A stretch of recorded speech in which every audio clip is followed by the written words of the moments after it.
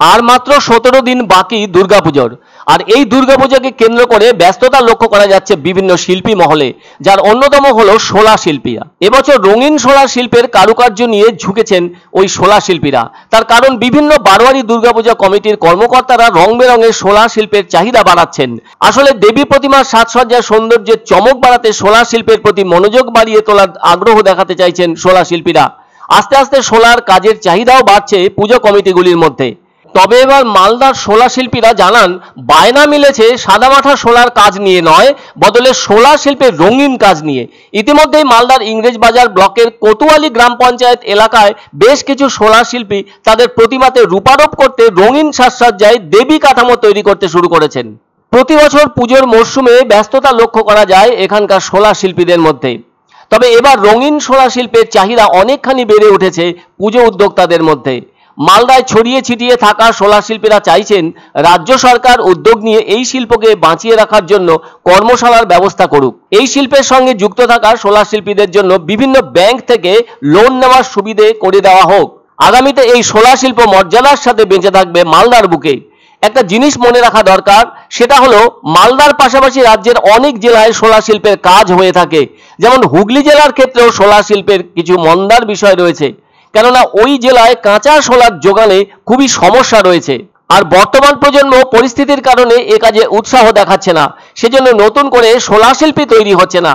তবে এই জেলার শোলা শিল্পীরাও চাইছেন কৃষক ও তাঁতিদের মতো তাদেরও সরকারিভাবে আর্থিক ব্যবস্থা করা হোক, তাহলে শিল্পটাও বাঁচে আর শিল্পীরাও বাঁচতে পারে। অন্যদিকে দেখা যাচ্ছে বাজার ছেয়েছে রঙিন জরি ও প্লাস্টিকের সাজ দিয়ে, যার ফলে মার খাচ্ছে জেলার শোলা শিল্প। এদিকে শোলা শব্দটি সম্ভবত তামিল ভাষার শব্দ কোলাই থেকে এসেছে, যার অর্থ গ্রোভ। তবে শোলা বন হলো গ্রীষ্মমণ্ডলীয় মন্টের বন, যা উপত্যকায় পাওয়া যায়।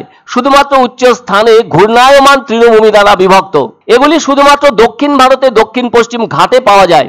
শোলা বন হলো বনের আপাত শোভা, যা শুধুমাত্র উপত্যকায় ঘটে, যেখানে কুয়াশা সবচেয়ে কম পৌঁছয়। সে যাই হোক, উত্তরবঙ্গের জলপাইগুড়ি জেলাতেও শোলা শিল্পের সাথে জড়িয়ে আছে বেশ কিছু শোলা শিল্পী।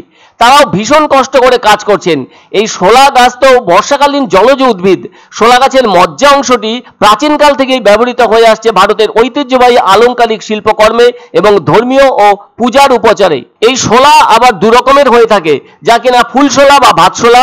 আর ফুল শোলা সাদা ও হালকা হওয়ায় প্রধানত বেশি ব্যবহৃত হয়। আর অপরটি হলো কাঠশোলা, যা কিনা হোমিওপ্যাথিক ওষুধের ছোট ছোট শিশির ছিপি বা কর্ক তৈরি ছাড়া আর সেভাবে ব্যবহৃত হয় না। ফুলশোলা বিশ্বের সবচেয়ে হালকা কাঠের একটি।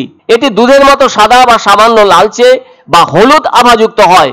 যাই হোক, প্রতিমাকে সৌন্দর্য মণ্ডিত করতে শোলার কাজের বিকল্প নেই বলে মনে করছেন অনেকে। এই মুহূর্তে চাইছি তো এমনি কিছু না, একটু সরকারি আর্থিক অবস্থা হলে একটু ভালো হতো। তো তাতে তো আমরা কোথায় যাব না যাব, কি ব্যাপার, কার কাছে গেলে কি পাই। যেমন আমাদের একটা যদি বেকার ভাতা বা আর কিছু ভালো মন্দ হতো, তাও আমাদের শান্তি পেতাম। সেরকম তো কিছু আমরা পাচ্ছি না। ওই জন্য আমরা নিজের যা পাচ্ছি কাজ করছি, করে ছেলে মেয়েকে জীবিকা করছি। এক অন্য অনুভূতির স্পর্শ পাওয়া যায় রয়কো ব্র্যান্ডের গেঞ্জি ও জাঙ্গিয়ায়। তাই ছোট বড় সবার পছন্দ রয়কো গেঞ্জি ও জাঙ্গিয়া। প্রস্তুতকারক জয়মনি হোশিয়ারি, কলকাতা। আনন্দ সংবাদ, আনন্দ সংবাদ। 30 বছরের নির্ভরযোগ্য প্রতিষ্ঠান ইন্দ্রমণি রাইস মিল। আমাদের কয়েকটি জনপ্রিয় ব্র্যান্ড হলো তাজ, বরলি, খুশি ইত্যাদি। আমাদের factory outlet CG trading company, Dinbazar, axis ব্যাংকের পাশে, জলপাইগুড়ি। এখানে সুলভ মূল্যে গুণগত মানের সব ধরনের চাল পাওয়া যায়। Phone number 9547029475।